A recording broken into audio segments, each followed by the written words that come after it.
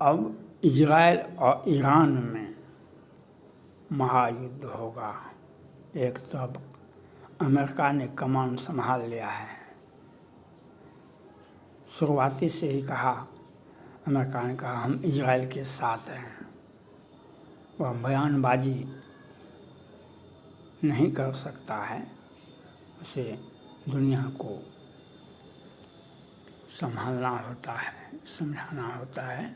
लेकिन उन्होंने अमेरिका के राष्ट्रपति जो बाइडेन साहब शुरुआती में ही जाकर के इजराइल जाकर के बता दिए थे।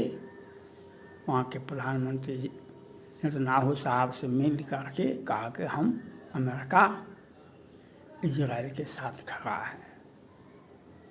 अब इसमें ट्विस्ट आ गया है। ईरान और इजराइल के युद्ध में ईरान ने बहुत सारा मिसाइल से अटैक किया, कई एक बार किया, और उसने दुनिया के मुसलमानों एक हो जाओ, दुनिया के मुसलमानों एक हो जाओ, यह आह्वान भी हो गया है। तो यह लाभ कम मिलेगा, हानि ज़्यादा होगा। जब आप यह कहेंगे दुनिया के मुसलमानों एक हो जाओ, तो क्रिश्चन तो आपसे ज़्यादा बुद्धिजीवी हैं, ज़्यादा पढ़े लिखे हैं, वह भी तो वो नहीं कहेगा कभी भी दुनिया के क्रिश्चन एक हो जाओ, वह कभी नहीं कहेगा। वह आपसे ज़्यादा एकत्रित हो जाएगा। वह आपसे एक भी आपका मिसाइल नहीं उठेगा, एक भी बमवर्षक विमान धरती पर से नहीं उठेगा, क्योंकि अमेरिका के साथ साथ ब्रिटेन भी है, फ्रांस भी है, जर्मनी भी है। वह सुपर पावर है, अब कोई पावर नहीं है। और अब तो ईरान भारत पर भी तंज कसना शुरू कर दिया है। प्रधानमंत्री जी ने कहा हम आतंकवाद के खिलाफ लड़ते हैं। ये इजराइल तो आज से युद्ध कर रहा है, ये हमास से। इजराइल तो आज से युद्ध कर रहा है। हम तो अपने जन्म काल से ही आतंकवाद से लड़ते आ रहे हैं। हमारा जो मुग़ल काल आया तो उसने सोमनाथ मंदिर पर हमला किया। मोहम्मद गजनी सोमनाथ मंदिर पर हमला की 17वां बार, 18वां बार जीत गए। फिर आज़ादी हुआ तो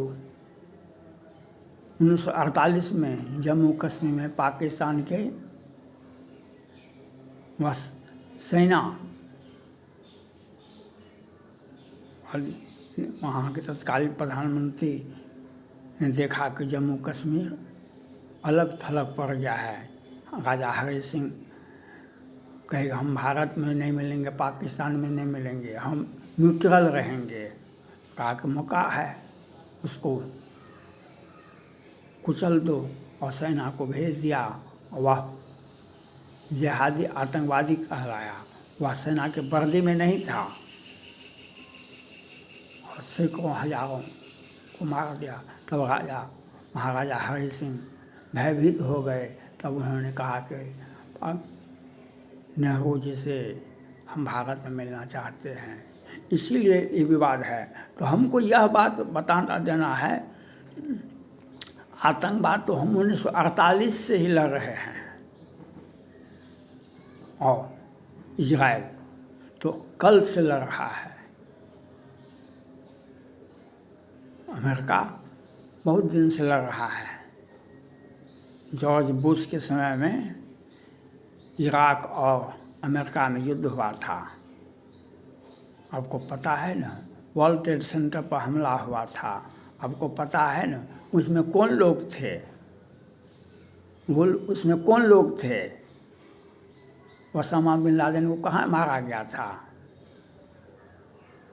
तो पूरा वर्ल्ड आतंकवाद से जूझ रहा है। और भारत तो आज़ादी के पहले, आज़ादी के बाद, आज़ादी के पहले तो यहाँ पर ब्रिटिश शासन था, लेकिन आज़ादी के बाद तो हम आतंकवाद से लड़ते रहे। इसलिए आतंकवाद से लड़ना, इजराइल को साथ देना, हमें तो गुट निरपेक्षता की नीति है।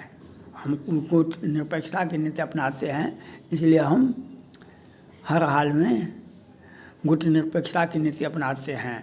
हमको किसी का साथ नहीं देना है, लेकिन किसी का कर्ज है हमारे ऊपर तो वह है इजराइल। किसी का हमारे देश के ऊपर किसी का एहसान है, वह है इजराइल। अब उसका कर्ज भी हमको चुकाना पड़ा। हमारा धर्म कहता है, हमारा हिंदू धर्म कहता है, किसी का कर्ज लिया है उसको बाइज्जत वापस करना पड़ेगा, उसमें सम्मान भी है।